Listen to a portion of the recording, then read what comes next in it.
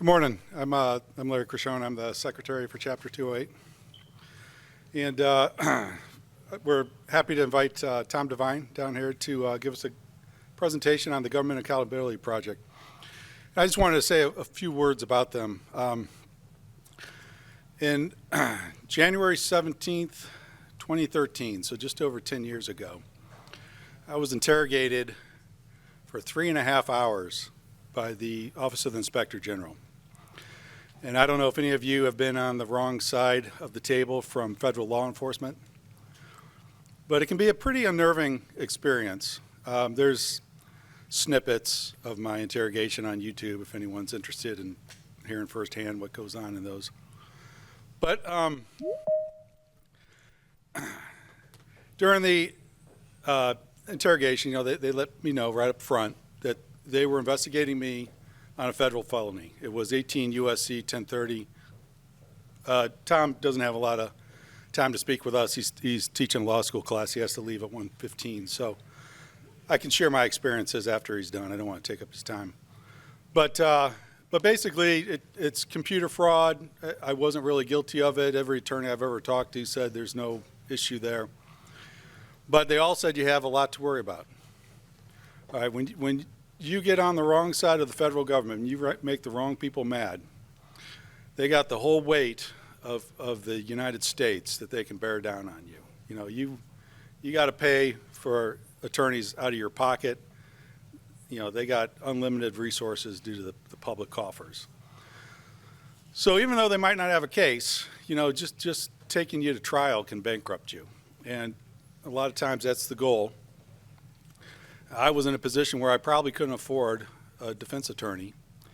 And I talked to Billy Gard, and some of you might know her, some of you might not. She does a lot of work with the NRC, developing our ADR process about 20 years ago. She's also sued the NRC on a few occasions. She, I met with her. She told me, look, Larry, I'm an employment attorney. I'm not a criminal defense attorney. And regardless of their case against you, you need a criminal defense attorney, and they are not cheap. But she said, I used to work for the Government Accountability Projects, and yours is the type of case that they typically take up pro bono. So I filled out an intake form. About 4 months later, Tom got back with me, and he became my attorney.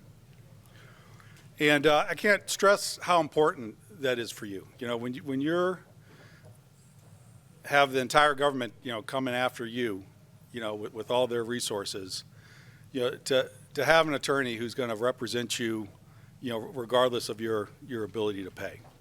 It makes a difference between signing away a statement admitting to wrongdoing that you didn't do just to get the felony dismissed, and between, winning outright. So, and that's my experience with Tom, and I don't want to take up any more time, but this is Tom Devine from the Government Accountability Project.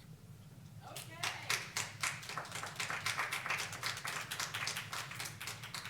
This work since 1979. Thank you. I've been doing this work since 1979. During that time, I've worked with about 9,000 whistleblowers and been on the front lines for better or worse, for most all the federal laws protecting whistleblowing. And don't blame me if the laws are inadequate for you. Many times the political powers that be told me to go pound sand when I made recommendations. But we have made a lot of progress, and it's a different phenomenon than when I came before. I think the best way to start for anything is, it's definitions. Who are whistleblowers? Let's start with the English definition, the regular English usage definition. The people we help at Government Accountability Project are individuals who use free speech rights to challenge abuses of power that betray the public trust. That's the people that we serve as whistleblowers. Legally, it's a little bit more complicated. The definition for whistleblowers who are protected by the law is found at 5 U.S.C. United States Code 2302, Section 2302, subsection B8. 5 U.S.C. 2302, B8. And that says that You have free speech rights that it's illegal to harass. When you disclose information, disclose is communicate, that you reasonably believe evidences illegality, gross waste, gross mismanagement, abuse of authority, or substantial and specific danger to public health or safety. And let's break down those words a little bit. Reasonable belief means that your peers, those of your colleagues with similar knowledge and expertise, could agree with you. Not that they necessarily do agree with you, but that they could. In other words, that you're within the realm of professional dialogue. That's sufficient. You don't have to be right. You can be mistaken if you have a reasonable belief. Disclose information that evidences means you don't have to prove it. It has to be relevant for the concerns that you're raising. And then the different categories: illegalities, law, rule, or regulation. It can be federal or state or local. Any violation of law, lawful authority that you encounter is fair game for your free speech rights. Gross waste means taxpayers are not getting your money's worth. The expenditure isn't accomplishing the mission that it was intended for.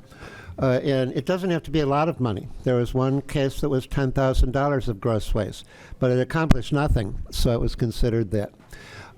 Gross mismanagement is arbitrary or capricious actions that interfere with the efficient accomplishment of the agency mission. This is sort of macro problems. And arbitrary and capricious means whoever was engaging in those activities was doing it on their own initiative. It wasn't because they had to satisfy their professional responsibilities or operate lawfully. They're doing it because they wanted to. And if that interferes with the agency mission, that can be gross mismanagement. Usually that's a much broader group of people who are responsible. Abuse of authority can be a broad group or an individual. Abuse of authority is arbitrary actions that result in favoritism or discrimination. This means that abuse of authority is an extremely broad free speech category because virtually any action that's arbitrary will qualify, because every action that the government takes has a winner and a loser. And so if it's arbitrary, there's going to be a beneficiary and a victim of that action. And then finally, substantial and specific danger to public health or safety. Congress actually explained this term in 1978 when they first passed these rights in a context of nuclear power dissent. The congressional report said that if, say, you're a nuclear power inspector and you're concerned that it's dangerous because we don't have a solution to radioactive waste, you brought that up. Well, that would be exercise of First Amendment rights, perhaps, but not whistleblowing. Whistleblowing was nuts and bolts for this category. If you find that there was safety-related systems that were illegally approved when they should have been rejected, that would be something which could be a substantial and specific danger to public health or safety. Well, with definitions out of the way, I think we should get right down to the facts of life. Whistleblowing is dangerous. Larry's experience certainly proved that. It was a nightmare he couldn't wake up from for over 9 months. And why do institutions retaliate? You can expect that any institution that you blow the whistle on will retaliate. Doesn't matter if it's liberal or conservative, Republican or Democratic, government, corporate, media, NGO, they all behave this way. In fact, I've done work in over 30 countries working on whistleblower rights, and it was to my great surprise that the tactics and the retaliatory responses weren't really customized to particular cultures or society. They were almost universal and global. And they're beyond any sort of particular culture. To me, I eventually came to think that, well, it's because whistleblower retaliation is like the institutional equivalent of animal instinct. When an animal is threatened, it just wants to destroy the threat.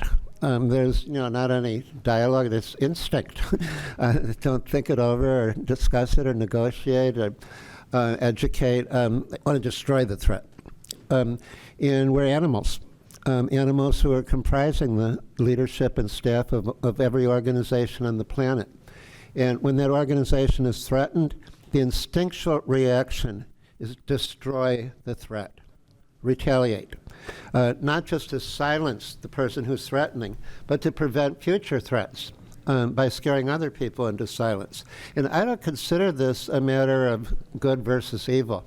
I think it's just instinct. And it's not going to change, and it's something that we have to learn to neutralize if you want to be effective as a whistleblower. One of my mentors, early clients, a gentleman named Ernie Fitzgerald, who is the dean of Pentagon whistleblowers, nicknamed it committing the truth, because you're treated like you committed a crime. And Larry's experience certainly illustrated that basic truth.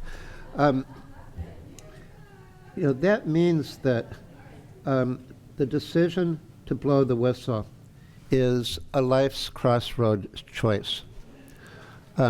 It's never going to be the same.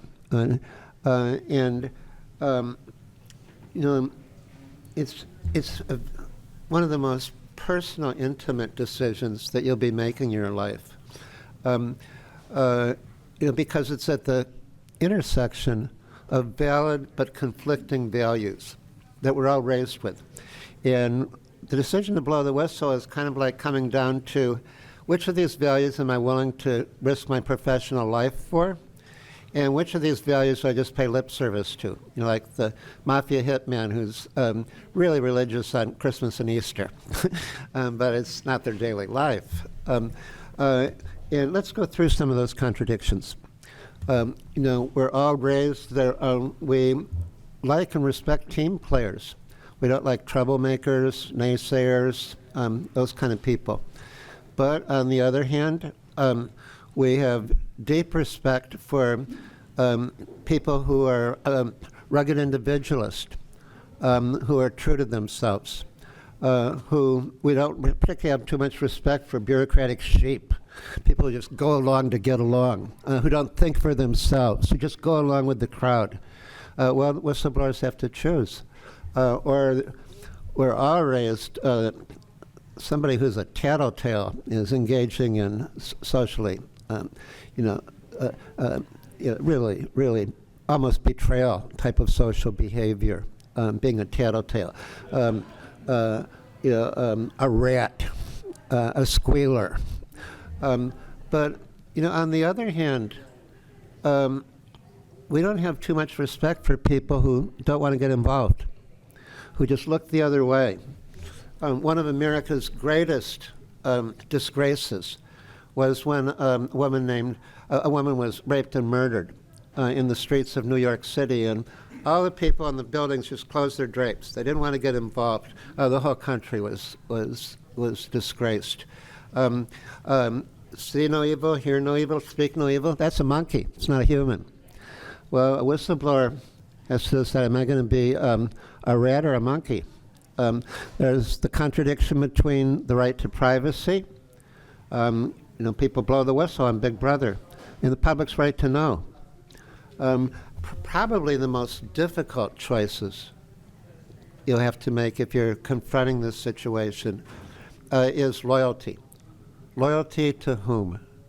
We're raised, and it's well taken, that our primary loyalty is supposed to be to the loved ones who are depending on us. It's why you don't bite the hand that feeds you. You may not be able to feed the people who are counting on you. And then there's loyalty to your colleagues. You may spend more time with them than your family, and you blow the whistle, they may lose their jobs in the aftermath. The agency may have severe budget cuts. The company may go out of business. But on the other hand, what about loyalty to your community? It may be folks in your town who are crippled or dying or severely harmed due to food poisoning from contaminated food that you knew shouldn't have been sold. Or what about loyalty to the law? You sit on your knowledge, you may be liable. You may end up being in the same category as the wrongdoer. Or loyalty to your country. I've represented hundreds of national security whistleblowers, and they acted because they knew our nation wasn't being threatened and our troops weren't being killed by the enemy. They were being sacrificed to corruption. Corruption that the government was colluding with or concealing, and they couldn't sleep at night. Very, very difficult choices. And what does it come down to if you're confronted with this choice? Most whistleblowers, there's a few exceptions, people who have been fighting with other folks all their lives, and they finally stumbled onto something that they could be self-righteous about. There's exceptions. But the overwhelming majority of whistleblowers were not seeking this at all. They probably wish they hadn't discovered the problems that they now have knowledge about. They have to figure out what to do with it. And why do people end up making the choice to accept all this risk? Because they have to live with themselves. This is what they have to do to be true to themselves. If they sat on their knowledge, it would be like a cancer eating inside their soul. It would be haunting them. If something went wrong, they'd be feeling guilty for the rest of their lives. Not all whistleblowing is because of noble reasons. Maybe somebody wanted a corrupt official's job, who is supervising them. And they kept their mouth shut, and they never got that job, and they stayed working under that person's thumb. They'll be grating at themselves. Why didn't I have the guts to expose the truth about this person?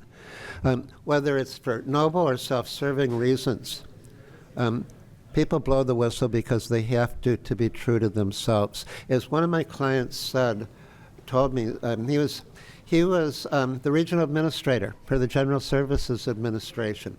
He found a lot of corruption in building maintenance, and he blew the whistle on it.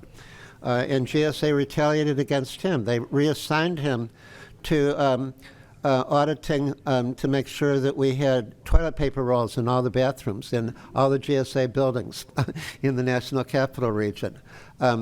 No one can challenge an organization without encountering that instinctual response. And in fact, the higher you up on the organizational food chain, the more vicious the response often is, because you know too much.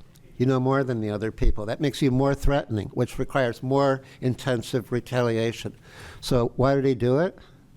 So he said, Tom, I'm going to be shaving every day the rest of my life. I've got to be able to look myself in the mirror. Very, very tough choices. The bottom line, if you do encounter information that you can't just pass by, you can't just wink at, is to be very clear on what your objectives are and what level of risk you're willing to take. For example, your objective may be just that you're not responsible for the consequences, that you haven't bought into it, you haven't contributed to it, and that'll mean one option. It may be that you want to do something about it, but you don't want to get into a fight. Well, maybe an anonymous hotline is the right choice. Maybe you just want to make a record. NRC has different professional opinion channel. And in my experience, people who have just kind of filed their information there for the record haven't been retaliated against. Those who want the agency to act on it start feeling harassment. But you can just make a record and say, I disagree. Those options probably won't make a difference, but they'll allow you to have a clean conscience. And if that's what you need, that's the choice you should make. Other people, they're bound and determined to prevent something bad from happening or to stop the continuation of some sort of illegality or misconduct. If you want to actually have an impact, it's going to be a lot tougher. But there's still different options. You can do it as a confidential whistleblower. And if you have a good lawyer to protect your identity and keep the investigators' feet to the ground, that might be a potential. That might work. You might be able to have some impact without being identified. Sometimes it means testifying in Congress, being the catalyst for a public backlash, for a political backlash. And that way you're going to be fully exposed, but you'll make the most impact.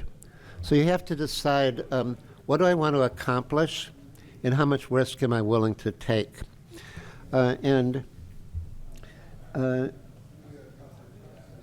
kind of leads me to some generic survival tips. You know, I'm a lawyer and I'm going to talk about the law, but Larry said, you know, you should share today what you think people need to know the most.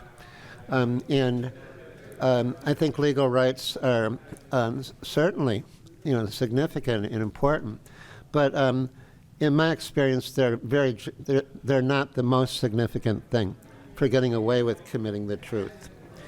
So let me go through some of the tips. And the common theme for all these suggestions is that isolation is the fatal word for a whistleblower.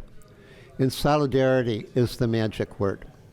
When someone comes into my office and they haven't blown the whistle yet, and all they've got is kick-ass evidence and really strong legal rights, and they want to go ahead, I say, you're in big trouble. If you try to do it alone, you're going to be overwhelmed. And in fact, my first duty when somebody hasn't blown the whistle yet is to try and talk them out of it. And I reassure them it's not because I'm trying to get out of doing the work, you know, it's not because I don't, you know, I don't like you or something. It's because you have the right to make a fully informed decision what you're getting into. And this may be one of the highest stakes choices of your life. And you have the right to know. I'm not going to seduce you into doing this. If you decide to take the risk and we believe in you, then we'll help you. But there's a second reason. This is something you can't quit in the middle. If you start blowing the whistle, you've got to finish the job. If you quit in the middle, the abuse of power that you're challenging will be stronger having defeated your challenge. And you'll get the instinct to destroy you will be just as strong, whether you quit in the middle or not. Because you tried. And if you get away with trying, other people will try. And so, you know, you start this, you've got to finish it. And you've got to know the nature of the commitment that you're making. So if somebody decides that, well, I do want to go ahead, what are some of the suggestions? The first is consult your family, your loved ones, so that it's a consensus decision, or at least one that they accept, understand, and accept. Don't do it behind the back of the people who are counting on you, who are dependent on you. I don't know if you guys saw the movie The Insider. It was about the tobacco whistleblower, Jeffrey Wigand. He got an Academy Award and everything. And I know Jeff and worked with him. And one of the really sad aspects of the movie and his life was his wife found out that he was a whistleblower and had been fired in the middle of a dinner date with the 60 Minutes producer. He hadn't told her. It just came out as he was briefing the producer, and what? You're fired? You blew the whistle on the tobacco company? You know, I didn't know anything about this. She left him.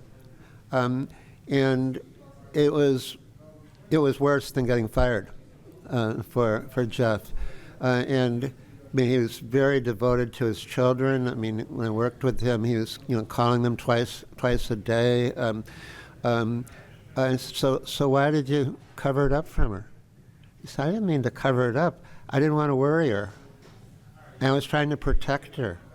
Well, it was well-intentioned, but it was a fatal mistake for his family. If you're going to do something that entails that kind of risk, you let the people who are going to be the objects of the consequences of your choice know what it is, buy into it, or at least accept it. And the second thing is, you test for support among your peers. So you want to have solidarity from your family, but you need solidarity from your peers. One reason is for quality control. I've known a number of folks who have had what I nickname the snapshot syndrome. They're specialists in within their narrow channel of their professional responsibilities and activities. Something is wrong, but they don't have the context, the bigger picture. And it may be, one of those compromises which are necessary to accomplish the agency mission. And so we're violating, one rule in order to get the results that we need under a far more significant rule. One rule is more paperwork. The other rule is essential for public health or safety. And you're responsible for keeping track of the paperwork. So you see something's out of place here. One way that I illustrated to my law students is, say you take a snapshot of a smoking gun. And the bigger picture around that smoking gun is a dark alley with a body and blood spurting out of it. Well, it's probably the dispositive evidence of a murder. What if the bigger picture around that smoking gun is a Boy Scout safe marksmanship shooting training range? Well, it's completely innocent. You want to talk to your colleagues, and see them. Is this a real problem, or is it something that just looks bad from my angle? And in the course of doing that, you're not talking to them to recruit rebels. It's professional discourse. You don't want to identify yourself as a possible whistleblower because, those people may identify you later when you don't want to be. But you say, I've said something, it doesn't seem right to me. Do you? What's your opinion of that? Are you having the same take on this that I am, or what am I missing? And it may be that you're mistaken. It may be that they confirm it, but they're really nervous about it. And so be sensitive about those folks, as they're scared to death to even talk to you about it. Or it may be that they're just as disturbed about it as you are. And then you know that you've got some potential solidarity for the next step. You've done your quality control, and then you have to have solidarity when you know that you're right. It's very easy for an organization to say one person is crazy or a liar or incompetent, completely disrespected by all his or her colleagues. Don't take him seriously. It's not that hard to smear one person. But when you've got like 15, 20, sometimes I've had 50 to 100 witnesses in my investigations. We have one right now releasing with 26 new affidavits. It's very difficult to say, they're all lying. Everybody's a liar except me, who doesn't want to talk about it. All of a sudden, the initial pebble of the truth turns into a landslide, and it can't be stopped. And that means you have to do your homework and know whether you're going to have support from your colleagues. And if you're not going to have support from your colleagues, maybe the best option is the anonymous hotline. That's the most that you can do safely without endangering your career and your family. But you want to do that homework first. The third thing is try to work from within before you turn on the organization. And this is really a slippery slope because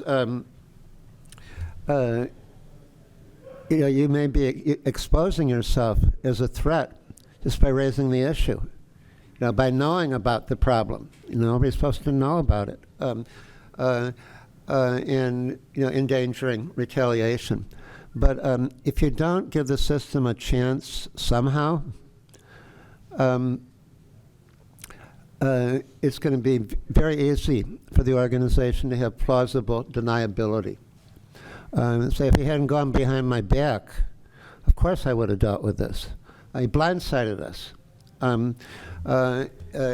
You're minimizing your own credibility and maximizing the organization's credibility if you don't give them a chance to do the right thing somehow. But you've got to be careful, not to be alerting them to all the evidence that you have that they know that they can't survive if anybody knew about it. Most abuses of power are sustained because they're secret. People aren't aware of them. If the people knew what was being done, the abuse couldn't be sustained. And so you don't want to give away your evidence in the process. You certainly don't want to create your identity as a potential threat to the organization. So if you've got a concern and you want to help the organization, see if the organization's willing to do the right thing, which is only fair, it may be an honest mistake, then you have to present your concerns as a problem solver rather than as a dissident. Say, those anti-nuclear groups have been raising all sorts of hell about this issue. Are we going to be able to defend ourselves against that? Or are we going to be incurring any liability? The Congressional Oversight Committee had some pretty ugly hearings last year about this issue. Are we on thick ice for it? You raise issues in a way that's in support of the organization as a resource who's trying to prevent or solve problems in order to benefit the organization, and see how they react. It may start a constructive effort at corrective action, or they may say, thank you very much, and just sit on it. Nothing happens. And after a week or so, you're talking to the wall. It may be that they act really nervous.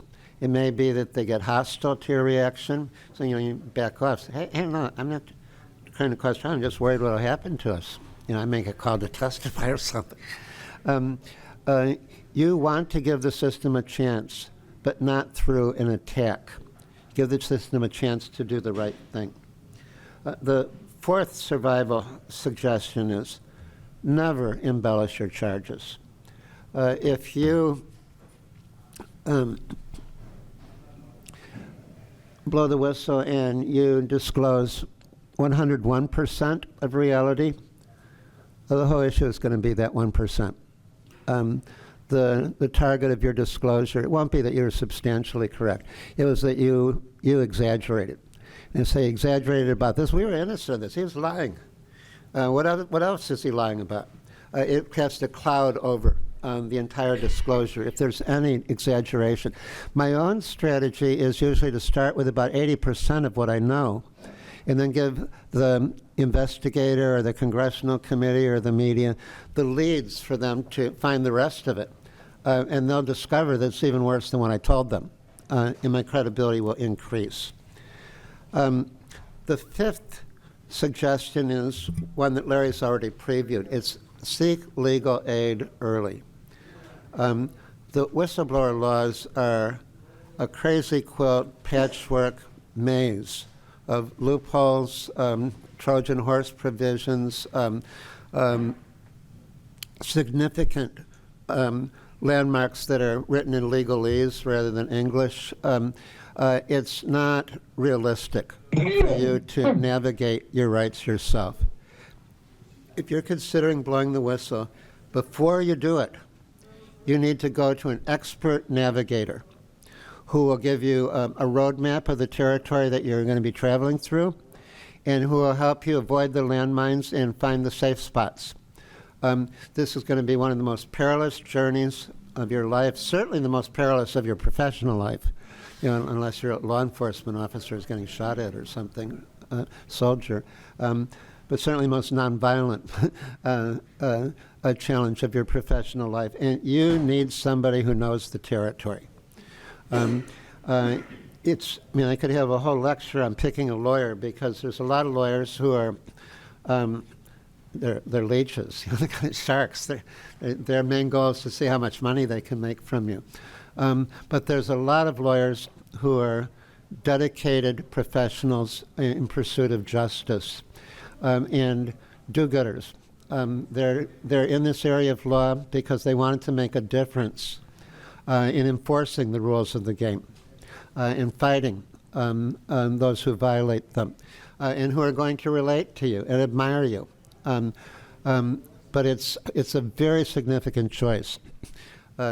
It's as I tell my law students, it's an intimate relationship.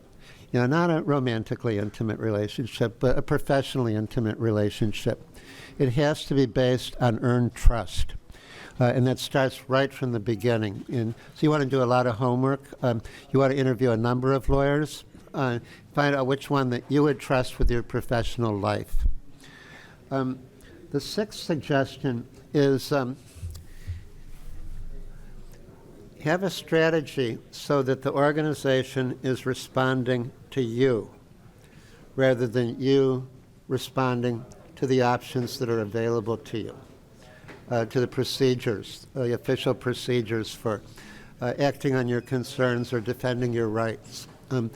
Organizations don't set up those procedures to make it easy for people to defeat them.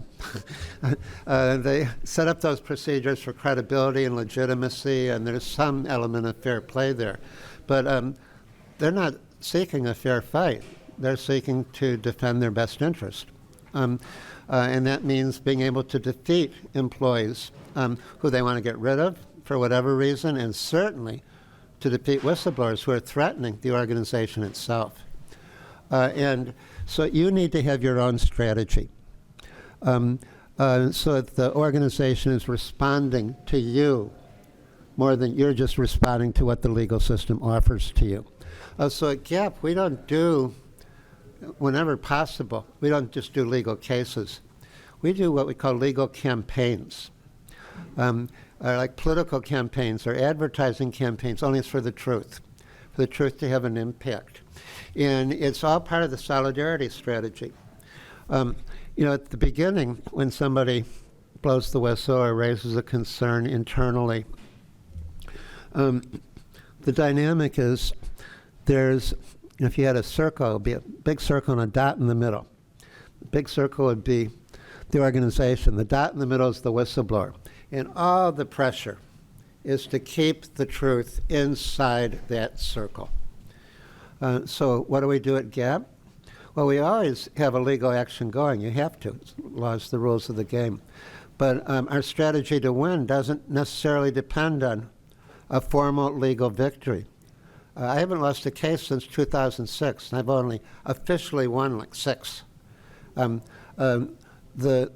way that we win the cases is through campaigns that convince the organization to cut its losses.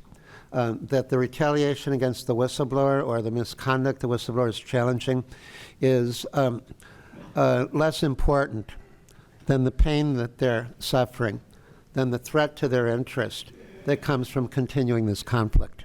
And organizations are pretty rational. Occasionally it's a grudge thing, but usually it's a rational cost-benefit judgment decision. And so we have to win a campaign for the truth. And that means broadening the circle. So the boundaries of the circle isn't the organizational walls. Boundaries of the circle is society. We get the truth out to the politicians from both parties, federal, state, and local, to law enforcement officers, regulatory and criminal, if that's possible. Again, federal, state, and local. Sometimes one branch is slugs, the other one is going at it tooth and nail. We get the information out to Congress. We get the information out to the media. It's the lifeblood for the public to be aware of what's happening to them. We get the information out to competitors within an organization and outside of the people who are abusing their power. They may end up blowing the whistle more loudly than the whistleblower because they're in direct conflict. It's not just they discovered something wrong. Direct competition. We get the information out to all the branches within an organization. Like when I'm going after corporate misconduct, I brief the board of directors. I brief the shareholders. Say, do you know what your management, what liability your management is risking? And you're going to be the ones who are the defendants. Have they told you that they're imposing that risk on you? We get it out to the NGOs that are lifers. The AARP or the Union of Concerned Scientists or the Consumer Federation of America, because they know the lay of the land. They're the navigators for me. They know which reporters are going to care about this, which reporters are going to try and discredit the whistleblower story. They know which politicians will just posture with it, which politicians will leak all the evidence back to the people abusing their power, which politicians will make a commitment and champion getting something accomplished. They know, because they've been living this beat for decades.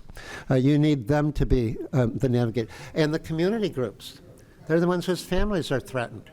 They may be the most effective whistleblowers, effective challengers of the abuse of power, and they care the most about it. They're going to have the most stamina because the threat's not going to stop with their families. When that happens, instead of a corrupt bureaucracy surrounding an isolated whistleblower, it's society surrounding the corrupt bureaucracy. And when that happens, the balance of power shifts. In several nuclear power cases, we beat the Bechtel Corporation. I don't have to tell you guys how powerful it is. We defeated them when I would call back to GAP with kick-ass evidence, and I couldn't tell anybody because our phone service had been cut off. We didn't have the money to pay the phone bill. But we had something more powerful than politics or conventional authority. We had the truth. And when it's used strategically and skillfully, nothing's more powerful. Well, let's go to the next suggestion. Maintain good relations with the administrative and support staff of the person who's abusing their power. They're probably abusing their power with the administrative and support staff, and they resent it after a while. They're getting, you're coming across them anecdotally. They're getting a constant dose of it, they may end up being very significant witnesses. Some of my best whistleblowing witnesses have been secretaries. And they weren't whistleblowers at the beginning. They were whistleblowers because their boss was treating them like garbage, and I was treating them with respect, and just asking them questions that were open-ended enough to give them a chance. The next thing is create, as soon as you're considering this option, start creating an ongoing contemporaneous record, like a whistleblower's diary. Why do I say that? Because if it does come to litigation later, those contemporaneous notes are going to have much, much more credibility than if you say the same thing 3 years later, and it just happens to perfectly support your case. It's got a big asterisk next to it. But if this is what you were writing down at the time, it has more credibility. And plus, you're going to forget so much. This is like, the encyclopedia of your knowledge. The next suggestion, ninth one, is secure all documents before you draw suspicion to yourself. Once you raise an issue, once you're identified as a potential threat, your professional life's going to be under a microscope. All of your use of the copy machine is going to be monitored. All of your use of the government phone is going to be monitored. If you take documents out, I've had, this wasn't legally well taken, but it shows the venom.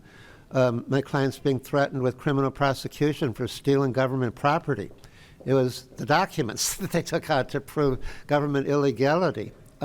It gets really, really ugly.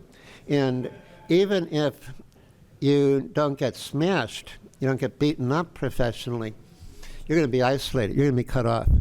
You're going to stop being included in meetings. You're going to lose access to different information. Like one Justice Department whistleblower had a top secret security clearance. After he raised concerns about corruption, he went into work and into his computer. He couldn't get on his computer. He got on his computer. He couldn't get access to anything. So he went and said, what's the matter with my computer? So, well, you need a security clearance to have access to that information. So I have one. I've got a top secret security clearance. He said, no, you don't. And he said, what are you talking about? I've had it for years. No, you never had it. And since you don't have a clearance and don't have access to information, you've got no reason to be here.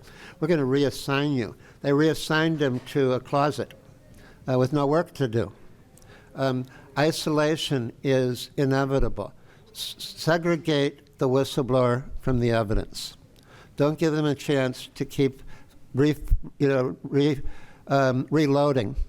with new ammunition, new informational ammo. Cut them off from it. It means you've got to get all your documents in advance. And that kind of leads me to a little bit of a preview of your legal rights.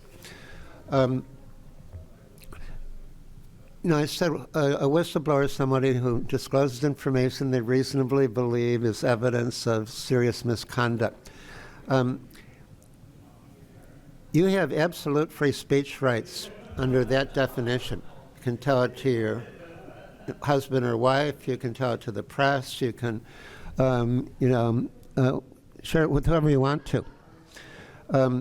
But there's limitations on that for certain information. If the information is classified, or if it's specifically, release is specifically prohibited by statute, you can't go public with it. You have to operate through agency channels or through the Office of Special Counsel or Congress.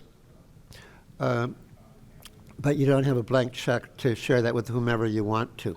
Specifically prohibited by statute has been a lot of fights and lawsuits over what that means. We won a Supreme Court case 2016 on that. It means statute. The laws are specifically prohibited by law. Agency rules and regulations will not suffice. So NRC has atomic safety information. That's an agency regulation. It's called controlled classified information, controlled unclassified information, CUI. And President Obama signed an executive order. This does not affect disclosure or transparency statutes. It's a management tool. But if there's something which is specific in the Energy Reorganization Act that says you can't share that information, then you go public with it. You're on your own. You're not a legal whistleblower. You may be a civil disobedience whistleblower, but you're not a legal whistleblower with any rights. The next thing is engage in, I kind of previewed this a little bit before, but the 10th suggestion is engage in all these activities on your own time with your own resources. If you use the government copier or the government fax machine, government copier to get the documents, government fax machine to send them out, and you don't have a good work reason for it, that's an ethical violation. That's using government resources for personal business. Your free speech rights are as a free citizen. And it's not part of your job to blow the whistle unless you're an inspector, an investigator, an auditor. Then your job is to blow the whistle on things that you find. You're a fact finder. You have to. But if you're doing this on your own initiative, you don't use government resources that can be traced back to you. If you're using the copy machine, you better have a good reason for the copy machine. And then use the copies that you send out, take those out to FedEx office. Don't do them on the office machine. One client that I had at the Department of Energy who blew the whistle to Congress and the Washington Post on a severe security breakdown, he lost his security clearance because he used the DOE fax machine. I had another whistleblower that I helped. He was fired, and they get really and the agency was very haughty about it. They were self-righteous that he was he was lucky he wasn't being prosecuted because he used the government phone to brief congressional investigators. And so that was misconduct. There wasn't an assignment. He was doing that because he wanted to. And he was doing it on government time, too. So the taxpayers were paying for him to break the law. Well, you've got to be, as silly as it may seem, this is reality, so you have to be really careful. When you communicate with your attorney, don't use your government email account unless you've got permission under a collective bargaining agreement or something. Use your personal one. The 11th suggestion is check for all the skeletons in your closet and make sure you can live with them because they're going to come out. The first knee-jerk reaction when somebody blows the whistle is to do a retaliatory investigation and find out what dirt we can get on them. They investigated Larry. Petty, almost laugh at the computer charges they made against it. But they'll go, nothing is too petty. There's no shame. They'll vacuum your life until they can find anything on you. One whistleblower at the Labor Department IG, a criminal investigator, he discovered sexual harassment in the D.C. government by Miriam Barry and others a decade too soon. During the Carter administration, our most moral president. Labor IG put him under investigation, interviewed 300 witnesses over a 30-year period until they found out that he had defaulted on college loan applications, 6 college loans in his federal credit union application. He had defaulted on 6 college loans, and in his federal credit union application, he said he hadn't defaulted on anything. They charged him with 6 felonies. And he never missed a payment in the federal credit union, but 6 felonies, a criminal trial. And when the judge refused to put him in jail, the prosecutor wanted to put him in an insane asylum. They're going to go after anything possible. Like Jeff Wygant, within 2 months of him blowing the whistle to 60 Minutes, the tobacco company had hired the chief investigator for Watergate to do an investigation of him and put out a biography of him that basically painted him as the son of the devil. There couldn't be a worse monster than Jeffrey Wygant. And it was garbage, but anything that they can find and twist, they will. And that's a very significant factor for deciding what option you want to pick. Can you withstand the public spotlight, intense public spotlight that's going to be on every nook and cranny of your life if you decide to go public? And the last one that's kind of a survival tip is don't wear your cynicism on your sleeve when you're dealing with authorities, whether it's authorities in the chain of command, government investigators that you don't trust, politicians you're not sure about. At least your superficial attitude should always be that they're acting in good faith. You're presuming good faith on the surface.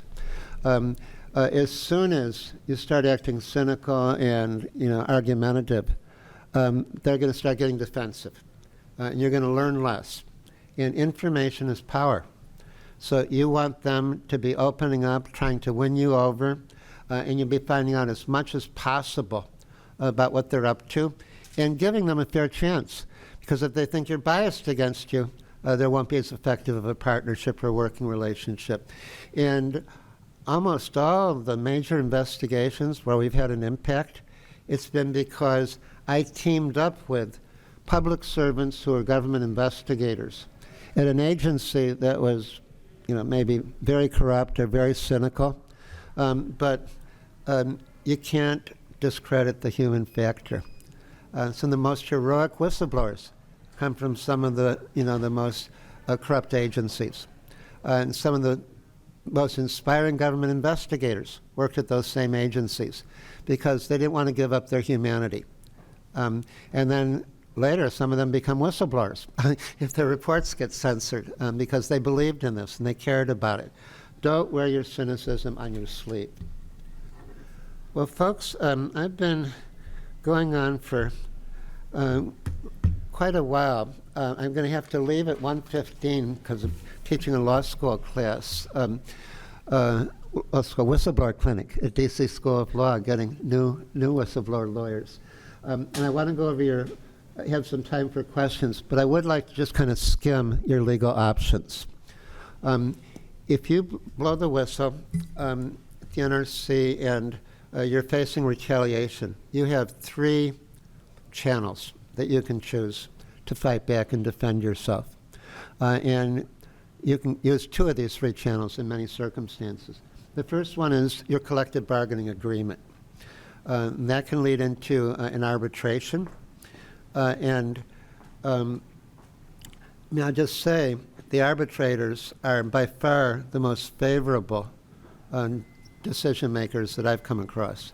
Whistleblowers, samples that I've studied, win about 1/3 of their cases before arbitrators.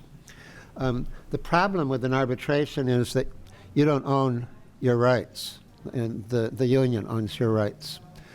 So if the union, for reasons good or bad, they think in the best interest of the union, decides not to pursue your case, then it's over. And you're helpless at that point.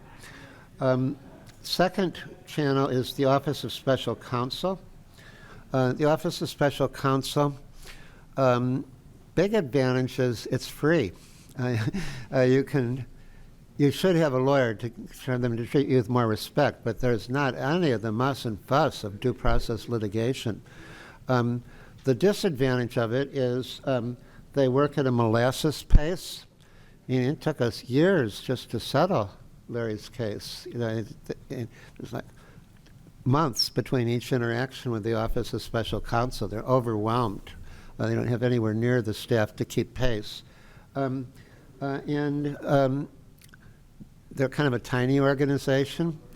When the first special counsel went against Jimmy Carter's buddy Griffin Bell at the Justice Department, the Attorney General, they had their whole budget cut off. And they've learned their lesson. They're very wary about taking on people who are too politically powerful. And third is their track record. They only get corrective action for about 5% of the people who file complaints. I will say, however, that they make a very conscientious effort to settle every complaint that they receive that they think could have any merit. And that means sort of you have nothing to lose working with them through the settlement process. If that doesn't work, then you move to the next stage, which is a due process proceeding, which you have if you go to the Office of Special Counsel and you're fired or any type of whistleblower retaliation. So they can be an effective resource, and particularly for people who don't have the funds for a due process proceeding. Their ADR unit, Alternative Dispute Resolution Mediation Unit, I think is the most effective unit in the government for helping whistleblowers. They help more people than the OSC does for investigations. But the agency has to be willing to participate in that settlement negotiation. So it's more effective if it's in combination with a legal campaign so the agency feels it's in their self-interest to resolve the case. The third option is the Merit Systems Protection Board. And the MSPB has the advantage of being due process. You can depose all the agency managers if the administrative judge allows it. Cross-examine. You have a hearing. It's a public trial, public hearing. You can cross-examine the people who engaged in the retaliation and harassment. You can demand documents. It's a lot more work for the agency. It's a big headache for the agency if they have to do a hearing. And that's an advantage of it. And because of that, they settle about 30 to 50% of the cases at the MSPB that are filed each year, depending on the year. So that's a reason to go through. But usually the settlements are pretty weak, almost like what we lawyers nickname nuisance settlements, because the agencies know that if it goes to the mat and there's a final decision, they're almost certain to win. The success rate is, depending on the year at the administrative judges, 2 to 5% that they rule in favor of whistleblowers on the merits. And even when there's a good Merit Systems Protection Board, and depending on who's the president, there's maybe a bad one that rubber stamps retaliation, or there may be no Merit Systems Protection Board, like with President Trump. We've got a 3,500 case backlog. Even when there's a good board, and they agree with the whistleblower, they seldom reverse. They'll remand, they call it. They say, oh, this was improperly decided. We're going to send it back to the trial judge to do it right. And the trial judges never change their mind. It's like a ping pong match. I have a client right now who's won 3 times at the MSPB with remands. And her case is still going on after 19 years because the administrative judge wouldn't budge. None of them would. And why is that? Well, the administrative judges tend to be very hostile. These aren't, presidentially appointed and confirmed by the Senate. People applied for a job, and the labor pool comes overwhelmingly from former agency attorneys who cut their professional teeth fighting employee rights cases, defeating employees in administrative law. Some of them come from the Judge Advocate General, where in the military, whistleblowing is like synonymous with being a traitor. The people who are your decision makers have their whole professional life up until their current job has been about fighting your rights. So they're not very objective. They tend to be pretty hostile. And even with a good board, they're not independent of political pressure. I had under, I won't name names, but it was a supposedly very liberal Democratic president and a liberal board chair, pro-employee rights. She'd formerly been with a union general counsel. And she ruled against my client and came up to me a year later and tears in her eyes said, don't hold this against us. We ruled in favor of your client. The White House made us reverse it. If you touch the wrong political nerve, the whole process is false advertising. So there really aren't any good options for whistleblowers through formal legal channels. But if you have a legal campaign that's combined with exercising those legal channels, you can get an excellent result.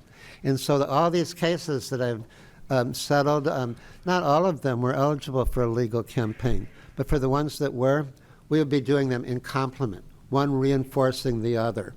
And the discovery and the litigation would be the ammunition for my congressional advocacy and congressional hearings and TV exposés. So they'd be building on each other. You need both.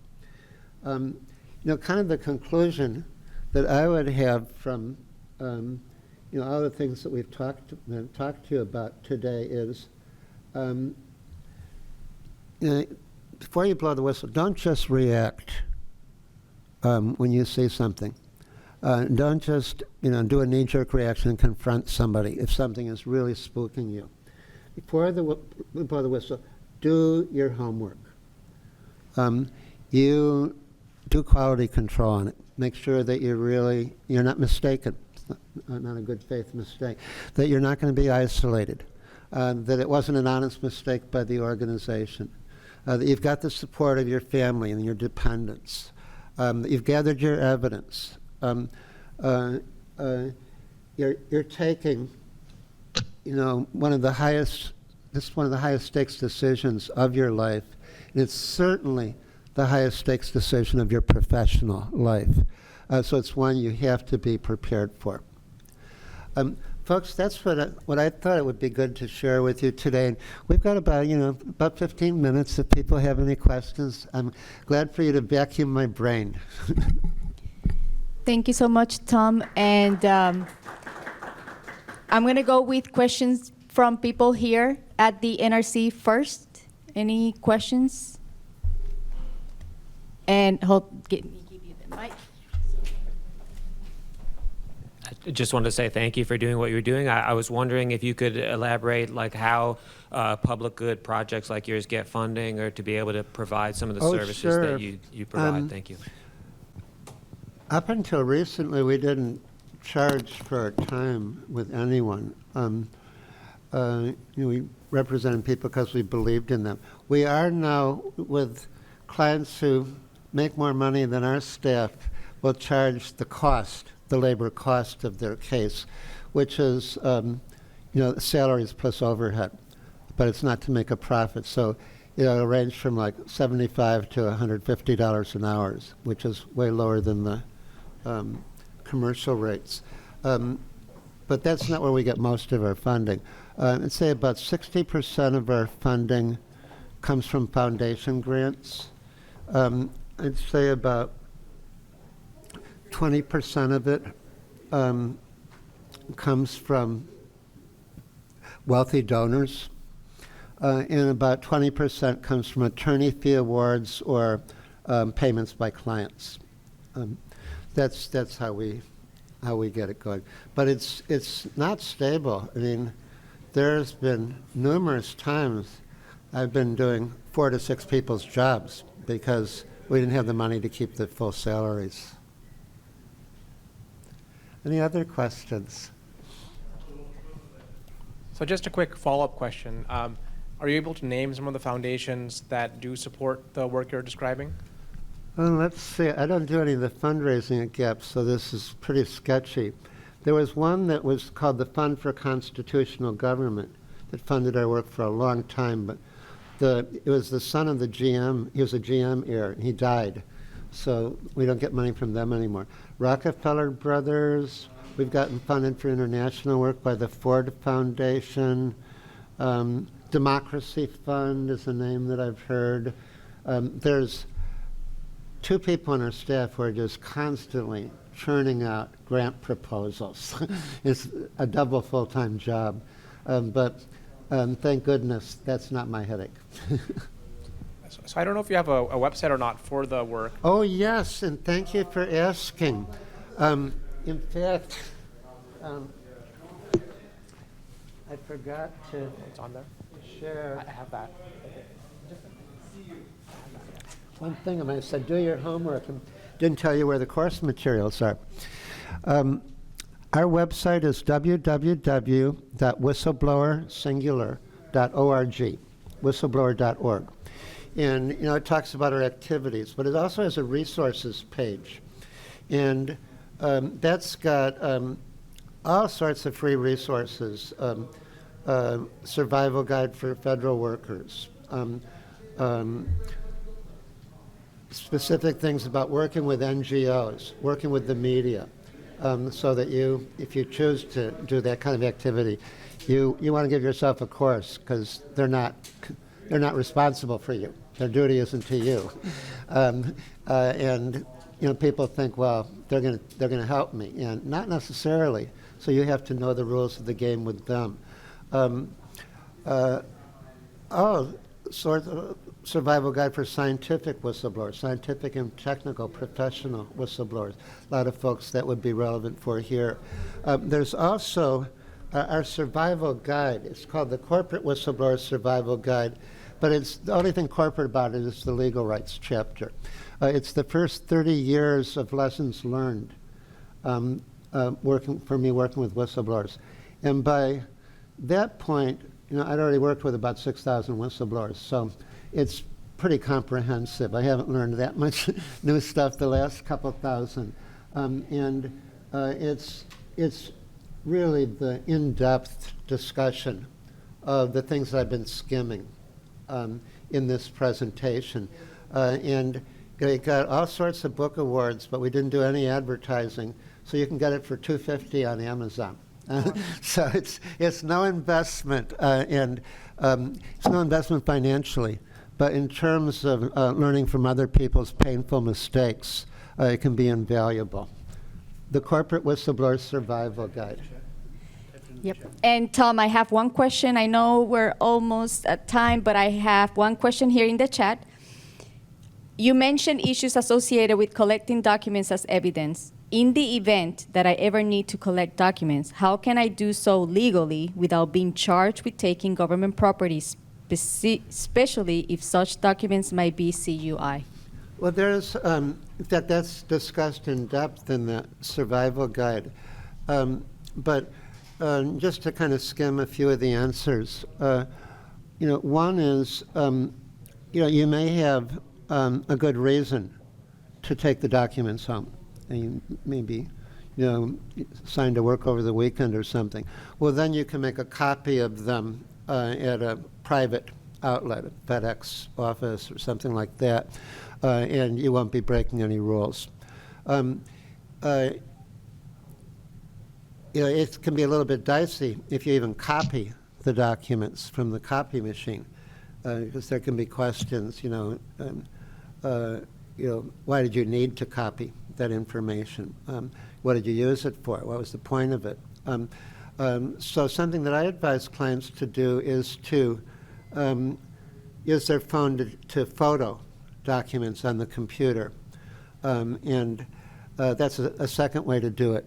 A third way to do it is, if you can make some agencies have kind of tight security, with good reason, and so you may have your information checked, when you leave the office or something. Make sure you're not taking anything it's classified, for example, and with those folks, what I suggest is if you can, find a good way to make a copy the documents and then misfile them, and keep a key of where you've misfiled them. And then you don't have to take them out of the office, but you can navigate for the government investigator exactly where to find that evidence, and the right questions to ask, and the agency or the defendant or the target thinking that they'll never get that evidence, lies about it, and then you have the way to catch them in the false statement with their own information, with their own documents. So I've had a number of whistleblowers who have made maps for investigators of where to find which information within an agency under what heading or in what drawer or that sort of thing. It depending on the timing, if you really can't make a copy, you may want to keep the information in its normal spot until like a day or two before the government investigator is going to come, before the law enforcement investigator is going to come, and then move it to another spot, because it's unlikely that there'll be any problem with it being in the wrong spot for a day or two. So there's a number of techniques like that that you can use to camouflage your activities and not to formally violate the rules. Yeah, and I can speak to something at the NRC along those lines. Most of what we do is not classified. It's not safeguards. It's marked OUO. All right, it's marked official use only, security-related information, or sensitive internal information, something like that. Those markings have no legal bearing. Now, they do have an administrative bearing. All right, you can't go and take OUO and just, send it off to your personal email, send it to whoever you want without getting the agencies upset with you. But in terms of protected by statute, those markings are not at all protected by statute. You cannot be prosecuted for sharing that. Now, you can be fired, you can't be prosecuted.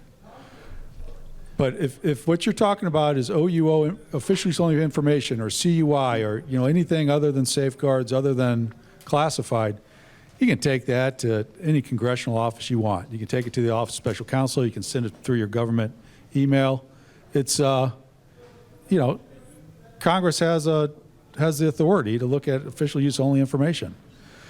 Now, most people at the agency don't work with safeguards. Most don't work with classified. But if you're dealing with that, Congress also can see that. Now, the difference is once you get to these controlled by statute, need to know starts to apply. So you can't just go drop a secret document off at some intern down on the Hill.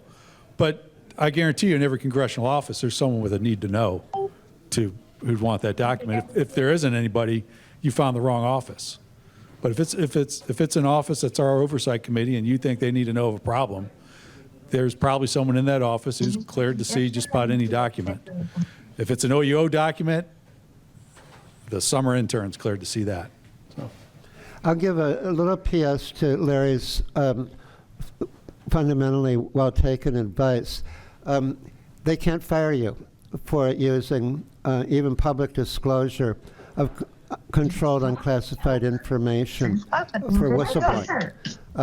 It has to be in the whistleblowing context protected by statute, but CUI status does not erase the legally safe option to blow the whistle. In fact, the case we won at the Supreme Court, the whistleblower had publicly released sensitive security information about a government security breakdown.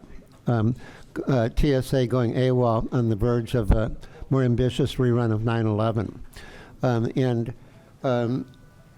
The government wanted to fire him, and the Supreme Court said that would be illegal. All right. I don't see any other questions, but I do have a comment, Tom, and it says, great info and learn a lot. Thank you. So that's a comment for you. Thanks for having me. And thank you. And I know you have to run to go teach. So thank you so much. And Larry, I think you have. Yeah, thanks a lot, Tom. Oh, for sure. Thanks for inviting me. Do you know how you find your way out, or? I think so, yeah. Just go down that hallway and then around the building. Pete, grab your badge. Oh, thank you. Yeah, thanks a lot for coming out. Oh, it's fun break for me. Change of pace. Tom asked to teach a law school class at 2, and our other speaker was Jack Kohler from the Government Accountability Project. He couldn't make it, though, because he's actually preparing a case. So don't feel you got to stand there. You can grab a cannoli or a cookie, while you're waiting. But in 2006, or actually, no, 2005, the resident inspectors at Criscione nuclear station found a penetration through the flood wall that had a 2-year-old temporary penetration tag on it. And they wrote a non-cited violation. It was a really very, very minor violation.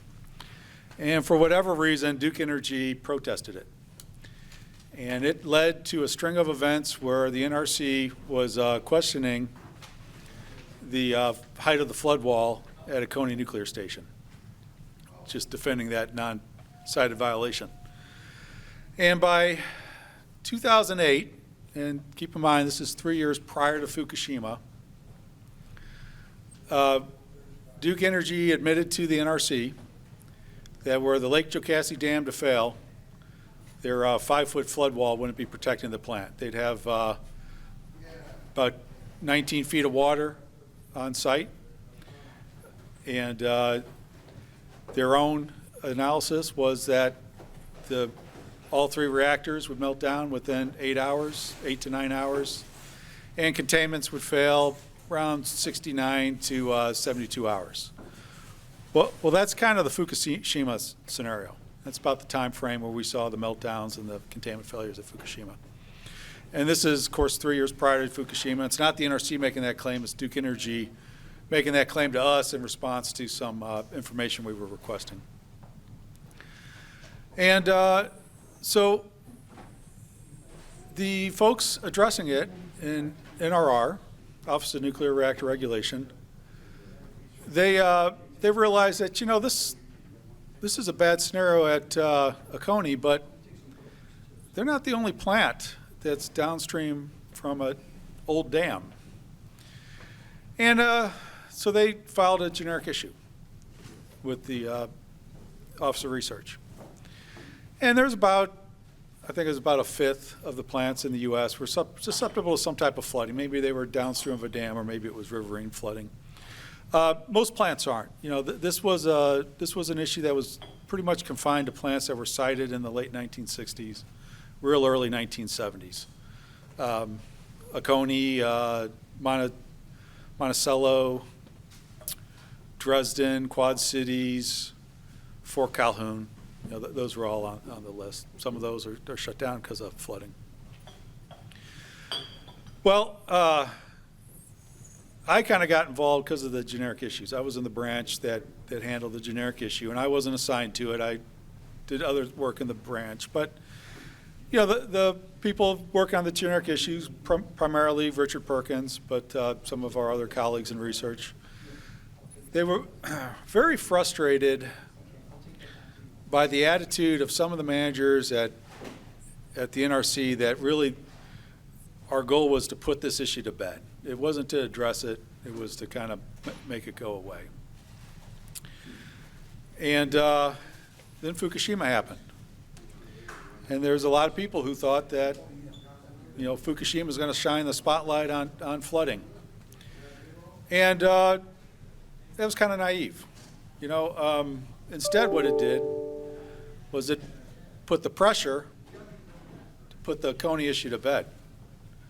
If you're the NRC, do you want to admit that we've known of this Fukushima-style scenario since 2006 in Clemson, South Carolina, and haven't yet addressed it?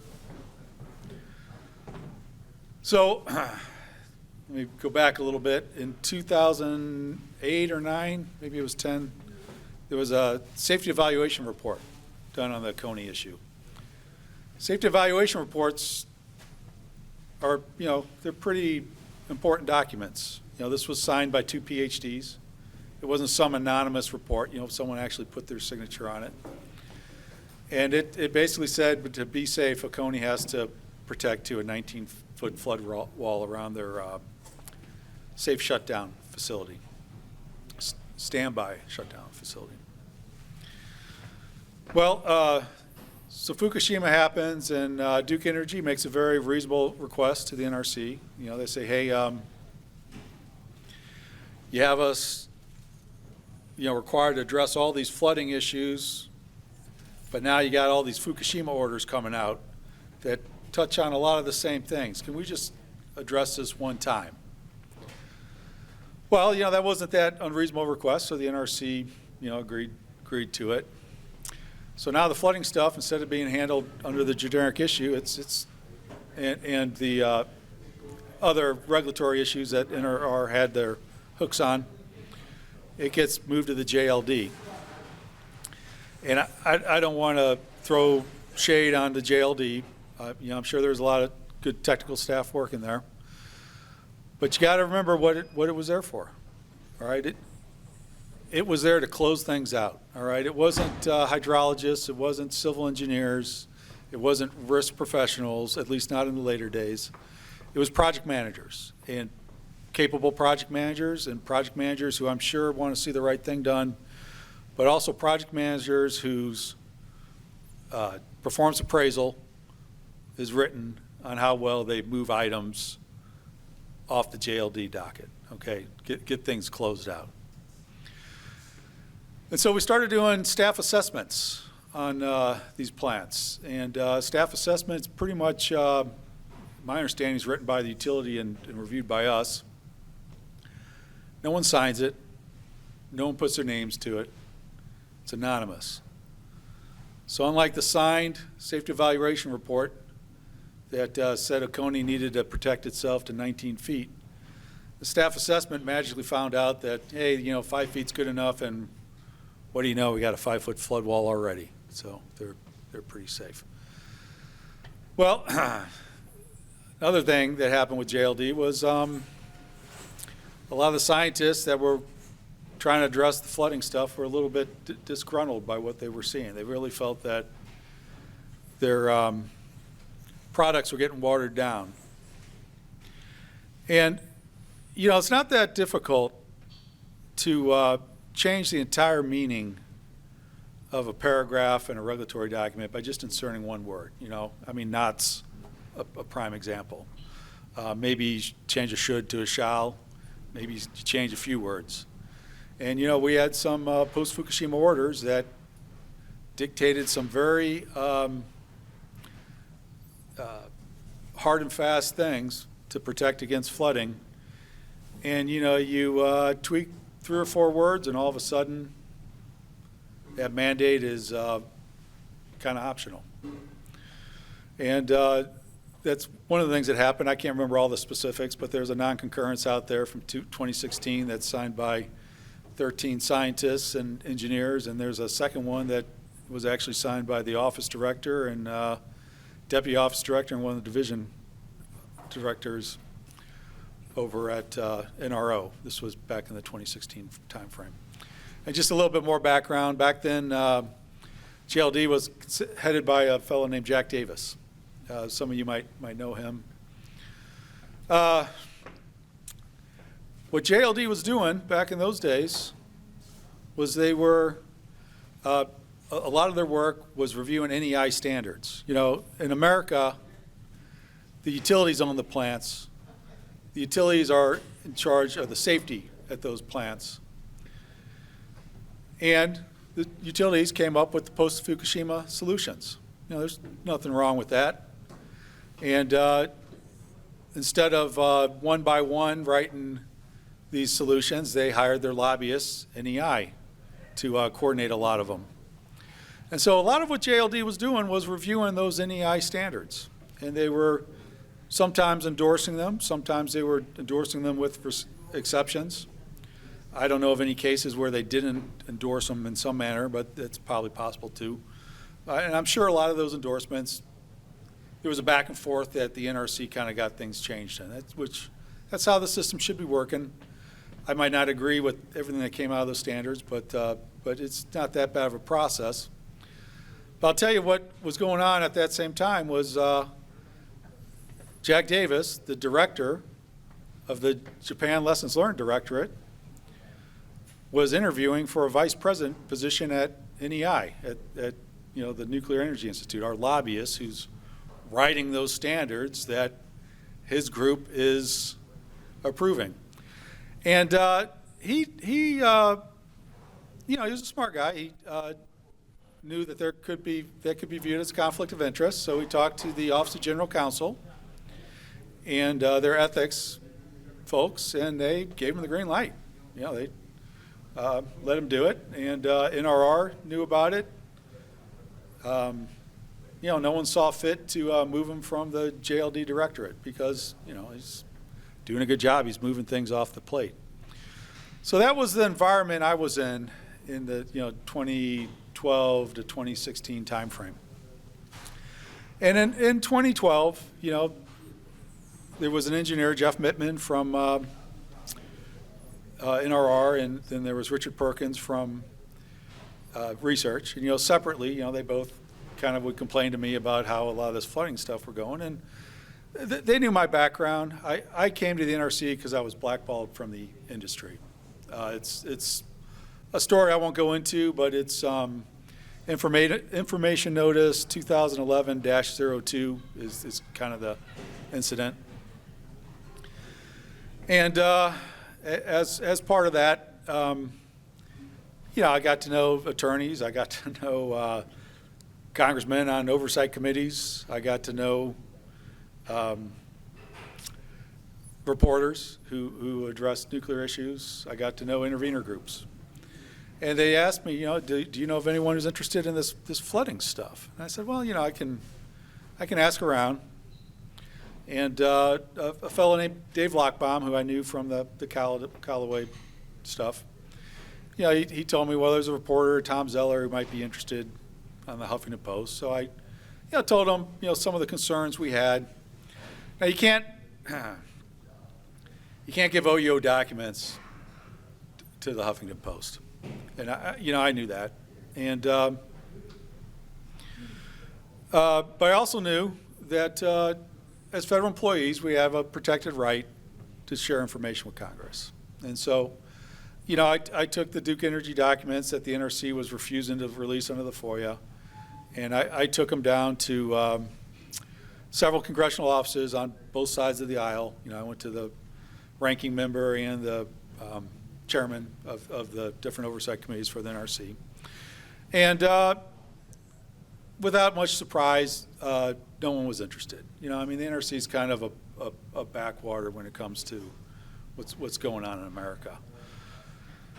And, you know, that was that for a little while, but then a couple months later, a fellow named Jim Riccio from Greenpeace contacted me, and he said, well, you know, can you share some of this information with me? And I'm just like, well, I can't.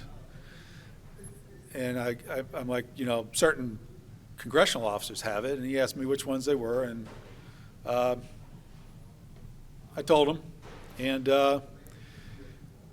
he was kind of interested in a certain one, and you know, I said, well, you know, you got to talk to them. I can't give you that information. And I guess he somehow got it from him, shared it with the Huffington Post, and it went in a news article. Well, a couple weeks prior to that, I had written a letter to the chairman, you know, addressing some of the issues that were of concern on flooding.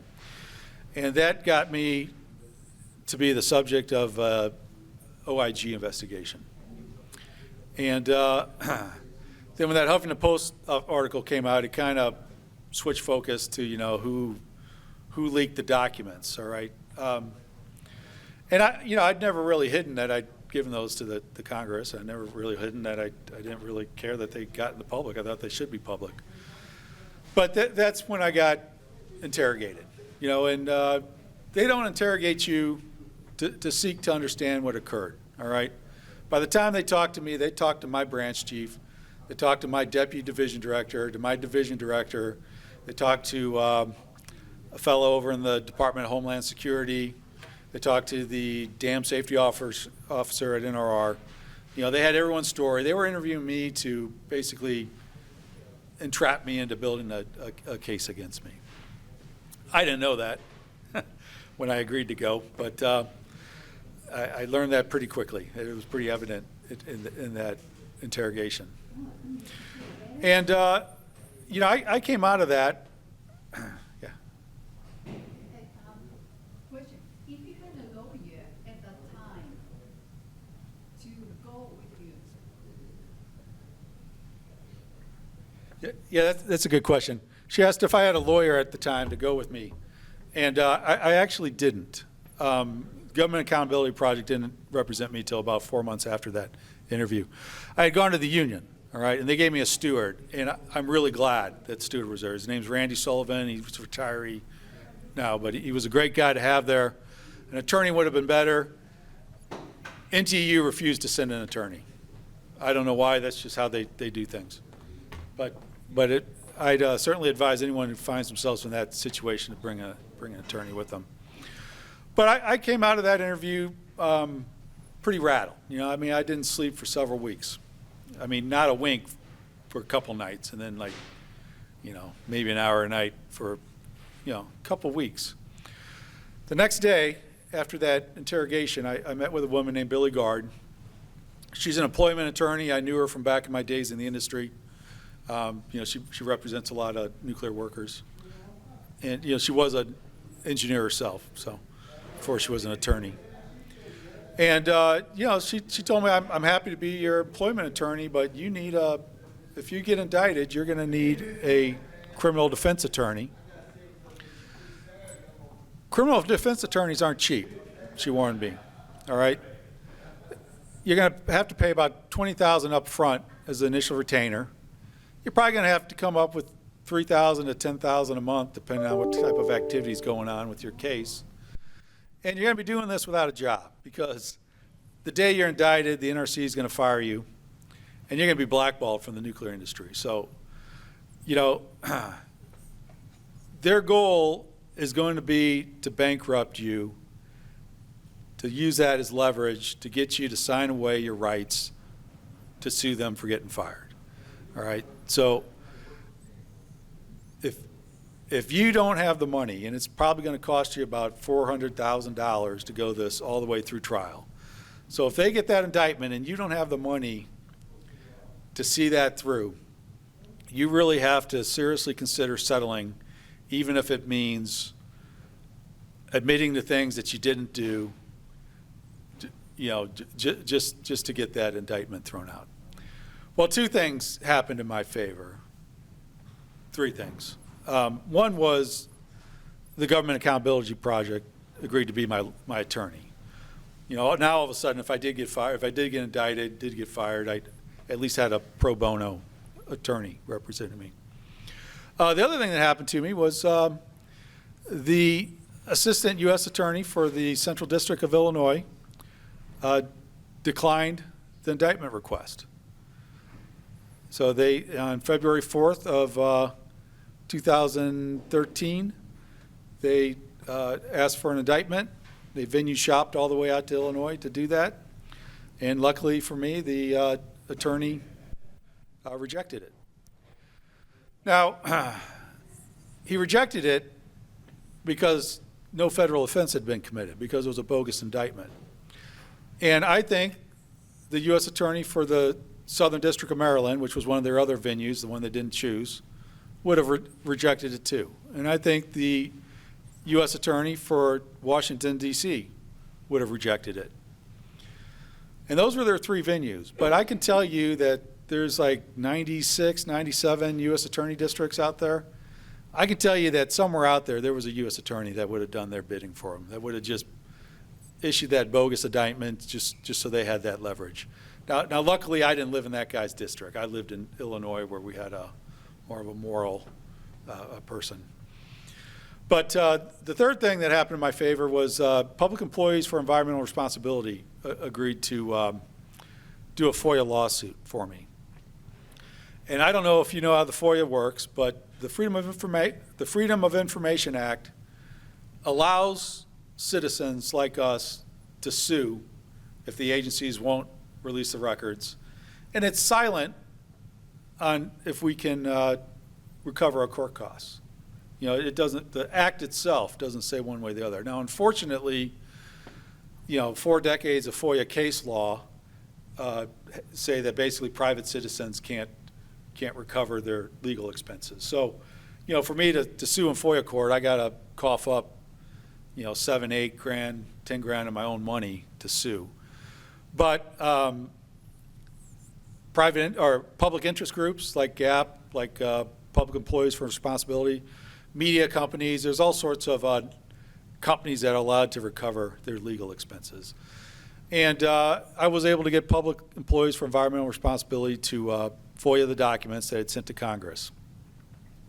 Now imagine this scenario. Larry is on trial for releasing unclassified documents to Congress, and a FOIA judge has already said that those documents have to be released into the public domain. That looks kind of stupid, right? So that was my other tact. And what was happening with that was I had requested the documents under FOIA. Dave Lockbaum at the Union of Concerned Scientists had requested them. Greenpeace requested them. Peer requested them. We all got the same story. You know, you can't release these documents. People are going to die if they know that the Lake Jocassee Dam could be overtopped. But that NRC engineers think that the probabilistic maximum precipitation event could overtop that dam. You know, that's somehow like something the terrorists could use. Like they're the ones that could sweep the hurricane inland to do that. I don't know. But anyways, that's the argument the agency was making. They weren't releasing those documents.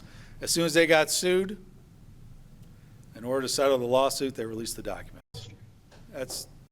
that's how we do business around here. So, oh,